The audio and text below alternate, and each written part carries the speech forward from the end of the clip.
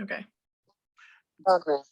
Hey everybody, this is Emar Silvertooth of Sports Inquirer, and we're joined today by Julianna Truscott from Georgia State Volleyball. Julia, you're back playing again with the team. How's that been for you back with the Panthers for 2021? It's been very exciting to be back. I think while I was home the whole time, I was looking forward to coming back and meeting the new players and getting the opportunity to train and play with them again. Yeah, so you mentioned you were home back in Calgary, Alberta, Canada. What did you take away from last year's being away? Was there anything that you picked up off the field or off the court that's carried over into this year? I think being able to reflect kind of on my previous year's video and also getting the chance to watch the other teammates play was a really cool opportunity. It made me realize how much I value my time with them and how much I enjoy playing.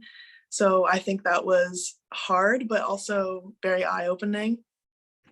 Were you able to play at all last year in Canada or train or do anything physically just to keep yourself in volleyball conditioning?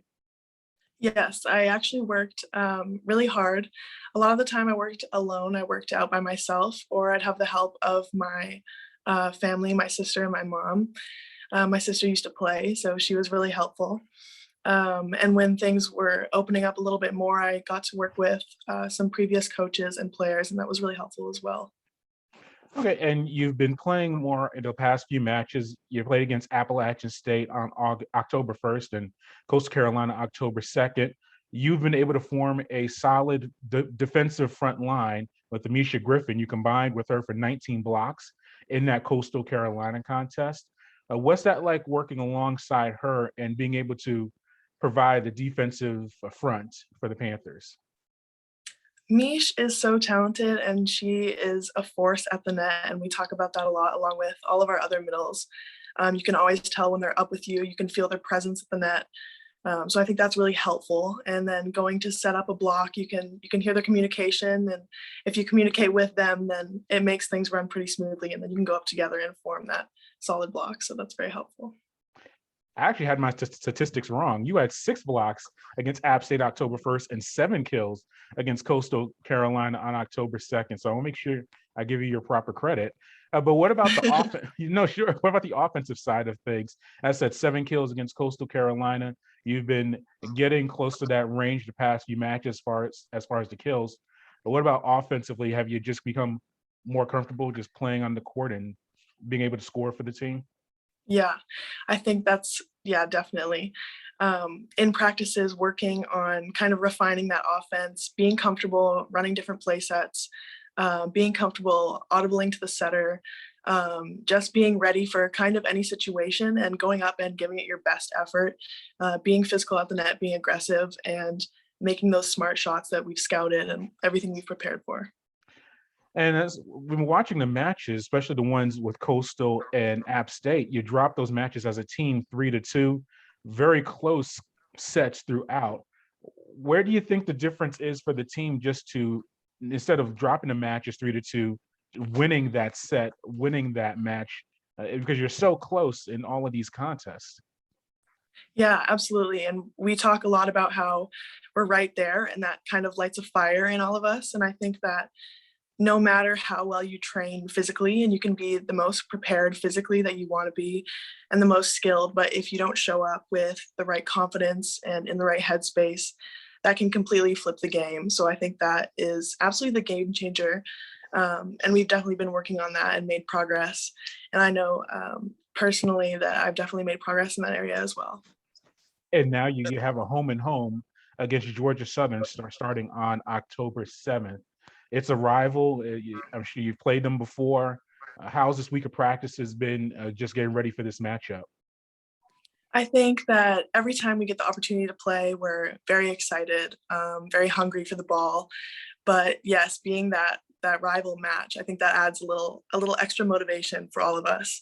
And we really want to be able to go out there and just leave everything we've got out on the court, play our hearts out, and also just play for people who can't play, whether injury, sickness, anything like that. Being able to play for each other, that makes us play so much better and have so much more fun when we're out on the court. I have to ask, you're Canadian from Calgary, Alberta, Canada, and Yes. how do you go from Canada to the United States, specifically Georgia State, as far as the recruitment process? I'm sure there were some programs in Canada you could have played for, but what led to that decision? So I grew up in Arizona for 10 years, so I got the chance to sort of start my volleyball career there, I guess. So from then, I guess it was sort of my dream to play NCAA, since that was what I had started growing up around. And yes, the programs in Canada are amazing as well. And I got the chance to train with some really great coaches up there and some really great players that are still in those programs up there. But I think since this had just been my dream for so long, it was something that I had just really wanted to try. And it was something different, like to be away from home, like get this unique experience. I thought that would be something that I could grow a lot out of. And how's that been? Because you spent last year in Canada with your family, now you're back in the United States. How has it been, that transition, getting back to Atlanta and Georgia State? The team has made it so smooth, whether it's helping physically with moving things around from room to room or getting you where you need to go, or just from their personalities, being so funny and so like there for you whenever you need. So it's really been the team that's made it so easy and just so much more fun to come back and get back into it.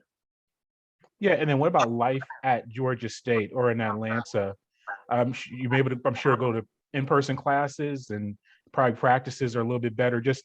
We're still in the pandemic, but how's the life of a college athlete now as opposed to last year, from what you're hearing from your friends? Yeah, definitely. I think it's great to have that personal connection again. I think it's great to be able to go in person, get to talk to your professor in person, being able to sit through a lecture and be actively participating, and then coming to the gym and not having to wear a mask because we're vaccinated, which is really exciting. So getting to work really hard and sort of, even though things aren't really completely back to normal, just getting a sense of that normal life that we had before the pandemic.